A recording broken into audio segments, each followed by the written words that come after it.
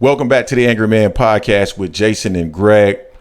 Wow, man, there's a back and forth currently going on, Jay, between Terence Crawford and Oscar De La Hoya. And honestly, it's really about, if you really think about it, it's about a path forward in terms of Terence Crawford versus, I guess, a path forward as well relative to Oscar De La Hoya. But it's more of an old school mentality, if you will.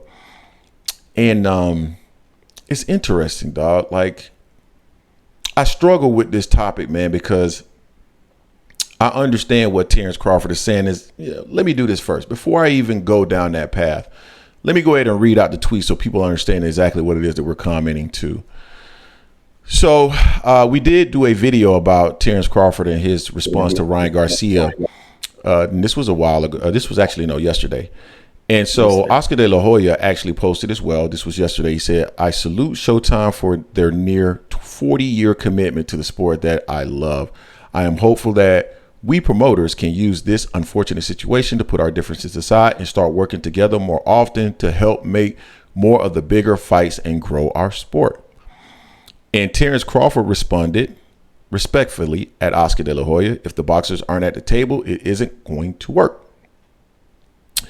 Oscar De La Hoya responded, saying respectfully at Terence Crawford, I disagree. Fighters should hire smart, competent representation that will that will look out for the best interests of his client, and fighters should worry about the small window of opportunity they have to fight as many times as they can in their short careers.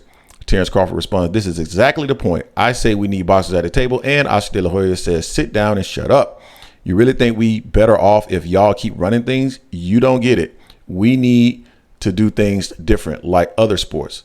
We have the power. Y'all can't keep us from using it. A lot of good points. A lot of good points on both sides on that.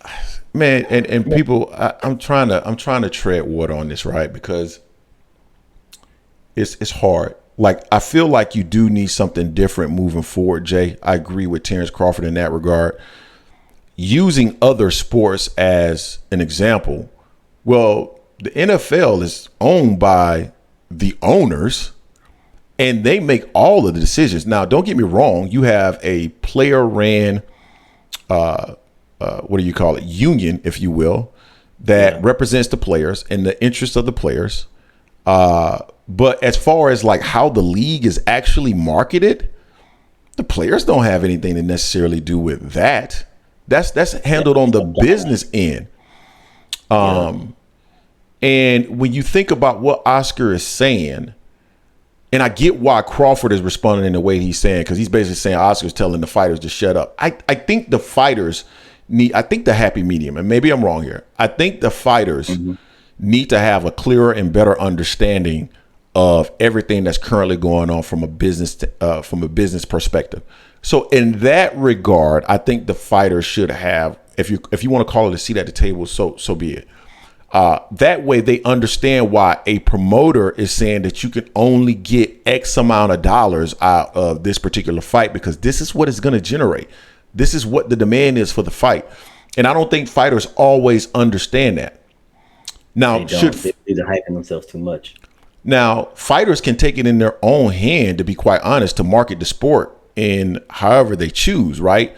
Like, for instance, Terence Crawford being more engaging and going on different networks and trying to sell himself and figuring out different ways in order to sell himself as a fighter.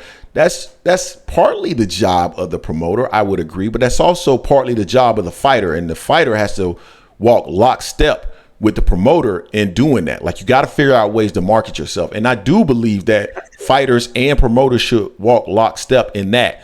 And we've seen in the past that fighters believe that all they have to do is fight and they just want to get paid. So, and Crawford has had that mentality in the past that, it's Bob Arum's job to promote. So if Terence Crawford is taking that approach where he's saying, when you think about it from a marketing and how I sell myself to the general public, I need to be walking lockstep with the promoter. I agree. If Terence Crawford is saying that fighters need to have a better understanding of the business and a higher business acumen, I also agree. If Terence Crawford is saying that the fighters need to basically be promoters and help dictate, the terms of contracts and actually run the business aspect of it, I don't think I agree with that, because you can only be competent, I mean, really competent in like one or two things. Meaning, Jay, I'm a finance professional by trade. I cannot be also competent as a lawyer. I cannot also be competent as a carpenter. I cannot also be competent as an electrician.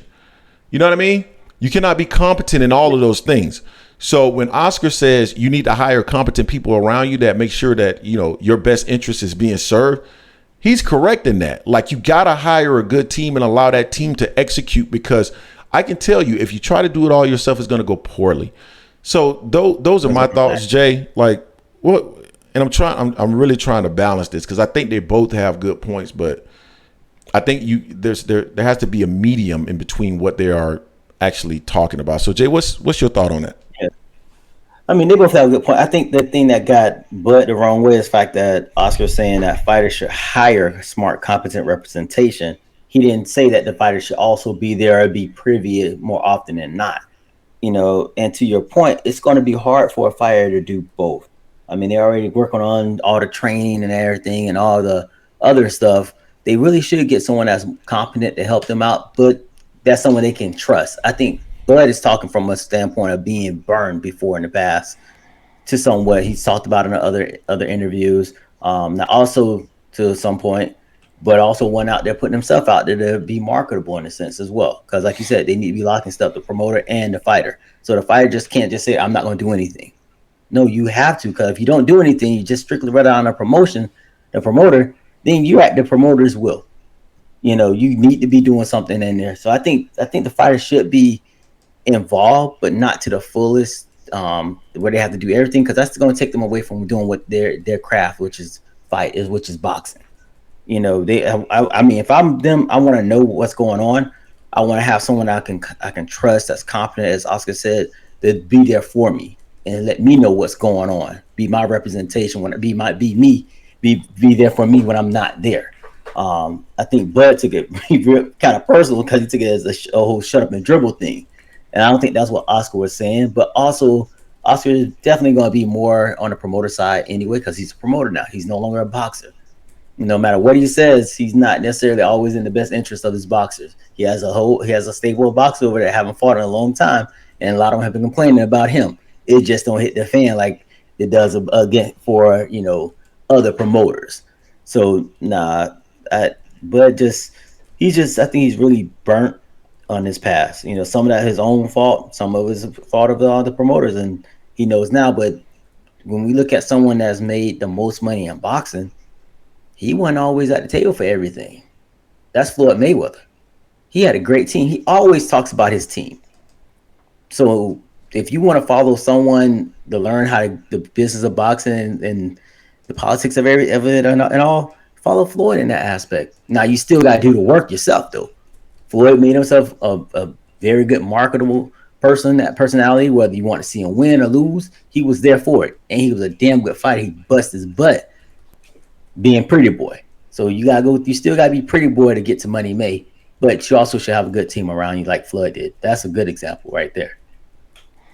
I agree. I totally agree. So you guys tell us what you think in the comment section in regards to this back and forth between Oscar De La Hoya and Terence Crawford. Don't forget to hit like, comment, and subscribe. This is the Angry Man Podcast at M Sports Media, and we are